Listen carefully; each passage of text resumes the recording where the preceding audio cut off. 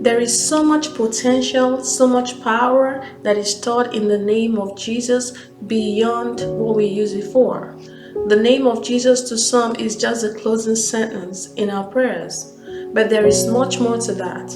And the question is, do you know the power and the possibilities that are in the name of Jesus?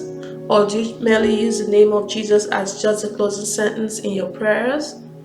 In this series of teaching, I wanted to join me so that we can discover and unravel the power, the possibilities, and all the potential that are stored in the name of Jesus, and to teach you how to begin to use the name of Jesus even much more effectively. You're going to learn how to use the name of Jesus as a tool. You're going to learn how to use the name of Jesus as a weapon, as a key, as an object that we use to transform not just your life, but that of your loved ones. The name of Jesus is much more than a closing sentence in our prayers. It is loaded with all of heaven's possibilities. And this is going to be a fascinating journey. So I welcome you on this series as we explore the potentials and the power in the name of Jesus. It is loaded with potentials, it is loaded with possibilities, and we have been exploring what these are. And today we want to look at another wonderful possibility and potential that is stored in the name of Jesus, and we're going to learn how to take advantage of it and how to use it to change our lives. Welcome to Liberation Time. Today we want to explore another potential that is embedded in the name of Jesus, and this potential is called answers to prayers. You may have been wondering, why do we always end our prayers with in the name of Jesus? And why do some people say, after the grace or their prayer, they say, for Christ's sake, in the name of Jesus, in the name of your Son? We just put something at the end of our prayers. Why do we do that? Now you're going to learn why we do that, and you're going to learn the proper way to do that and the significance of using the name of Jesus to complete our prayers.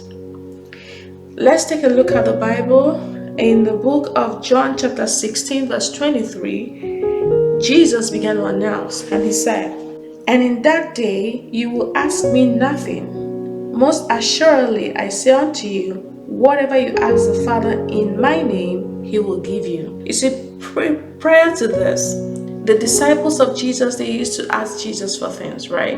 Jesus was there, so they would always talk to Jesus. And then at some point, they began to ask Jesus, how do we pray? Teach us how to pray. And Jesus said, pray to our Heavenly Father. And then he told them how to pray the prayer, but he didn't tell them to pray in his name. He just said pray. But he knew that something was going to happen just after his death, burial, and resurrection, that's going to change the whole equation of how prayers are supposed to be made. And just before he left, he began to teach in these latter chapters of the book of John. Jesus began to teach the disciples how they were going to do things after he had left. So he began to introduce certain things to them. He began to introduce his name, the power in his name. It was here also that he introduced, Jesus began to introduce the three resources, like I mentioned earlier, that he was going to give them, the three gifts he was going to give them after he had left. So here he began to mention first, he talked about his name, that they were going to begin to channel their prayers to the Father in his name. And what does that mean? It means that when they pray to the Father and then say in the name of Jesus, it's the same thing as Jesus were the ones, making the plea before the Father. Then he also, in these latter chapters of the book of John, also introduced the Holy Spirit. He went to tell them, see, I'm leaving, but I'm going to send you another comforter, the Holy Spirit. And he's going to be here. He's going to represent me. He's going to help you in everything. So Jesus introduced the second resource even here. Also, in this same book of John, these latter chapters, he began to talk about the third gift that he was going to leave for them, which is the flesh and the blood of Jesus. He began to tell them that, hey, he took the bread and took the cup and drank and said, do this always, every time, do it as often as you can. Do this, take this meal. You are announcing my death until I come. So Jesus revealed these three resources in this book, in the book of John, at the latter end of the book of John, as he began to prepare his disciples for his transition. And like I said, of course, we're only focusing on the name of Jesus, so I don't want to be distracted into going into the other topics. Like I said, I have a book on the flesh and blood of Jesus, and you do well to go ahead and grab it. It's full of amazing revelations and mystery that have been unraveled on how you can use the flesh and the blood of Jesus to take care of your health, to take care of problems or challenges that you're facing, to make your prayers much more effective. All these are stored in the flesh and the blood of Jesus. Now, in the next verse, okay? In the next verse, he said, "Until now, you have not asked anything in my name." All right, so this wasn't a regular occurrence. They have never asked for anything in the name of Jesus. And Jesus is saying that until now, you have not asked for anything in my name. Ask and you will receive, that your joy may be full. So prior to this, the disciples had never asked the Father anything in the name of Jesus.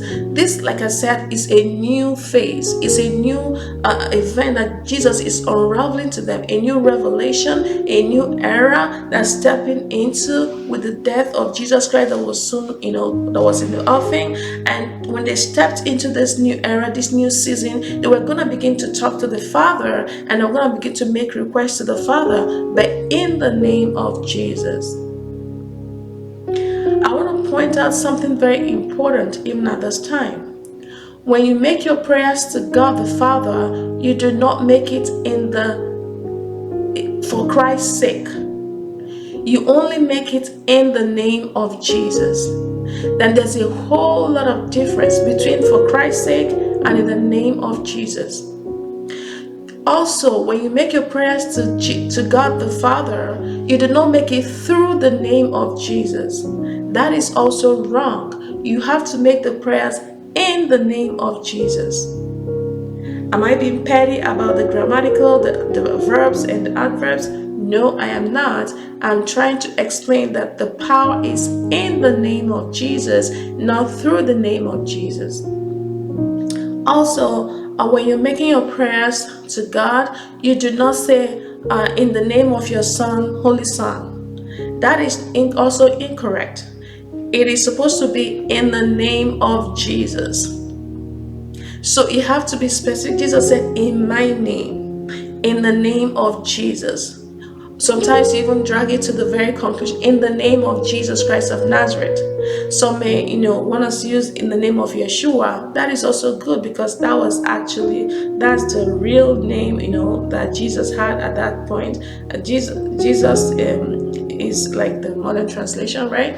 But the thing is that it has to go in the name of Jesus. When you say in the name of Jesus, that means it is Jesus, like stamping that your prayer with an approval. It is the channel through which we bring our prayers to God. And it's also important, I'm listing out all those things that we're not supposed to do, because some of these things, if you don't know, if you're a baby Christian, it may fly for you. But when you become a matured Christian, there's some things that God expects of you to know. Even the devil expects that you should know it, and so he's gonna withstand your prayers on the ground that you should know. And so you might see some of your prayers not getting answered because you are not channeling it the right way. And if you were still a baby Christian, the grace of God might cover you and then help you. But if you're a matured Christian and God expects you to know and you don't know, then that is a problem for you, because the enemy is going to stand there to resist your prayers because he says you should know better. So we are doing this so that we can know better and be more skillful at engaging the name of Jesus to bring about answers to our prayers. It's also very important for us not to pray for Jesus' sake. You're not praying for Jesus' sake. No, you're using his name. It's his name, not his sake, all right? You're not praying for the person of Jesus. It's not the person of Jesus. It is the name of Jesus. We're not praying through Jesus Christ our Lord. No, that is totally incorrect. You're praying in the name of Jesus Christ our Lord. All right, and then finally, you are not praying. What is it? For Christ's sake. I think I mentioned that part, that one, right? So all of the, in fact, every other thing that is not in the name of Jesus is wrong. So stick to the name of Jesus, and you're gonna begin to see more answers to your prayers, because that's what God expects us to do. So Jesus said, "Until now, you have not asked for anything in my name. Ask the Father, and you will receive, so that your joy will be complete." So, what are you gonna do today? You're gonna begin to ask. Ask the Father in the name of Jesus, and you will receive, and your joy will be complete, because Jesus says so. So, the first thing you're going to be asking today, just in case you haven't done that, is to begin to ask for salvation in the name of Jesus, because salvation is embedded in the name of Jesus. So if you haven't given your life to Jesus, it's an opportunity. You're going to repeat this prayer after me, and in the name of Jesus, you're going to receive salvation. Simply repeat this prayer after me. Lord Jesus, I believe you died on the cross of Calvary for me, and you rose again for me. I receive you into my heart as my Lord and my personal Savior. Forgive me all my sins, and fill me with your Holy Spirit, and help me to live a life that will please you. In Jesus' name I pray. Amen and amen. Congratulations. If you prayed that prayer from your heart sincerely, you're born again now. You have received Jesus into your heart. You're a totally different person. And I have some resources for you. And right there at I'm gonna put a link down below. So you go ahead and click on that. You're gonna see is a playlist that will help you. There are videos that will help you on this journey that you just began today, on now that you're born again, what next? What are the next things you need to know? So also, if you have not subscribed yet, I want to encourage you to go ahead and do that. Like, share, and subscribe. I'll see you in the next video, so that we can dig a little bit deeper into the blessings and the possibilities and potentials that are stored in the name of Jesus, and to learn how to engage them effectively. Remember, Jesus came to set the captives free. God bless you.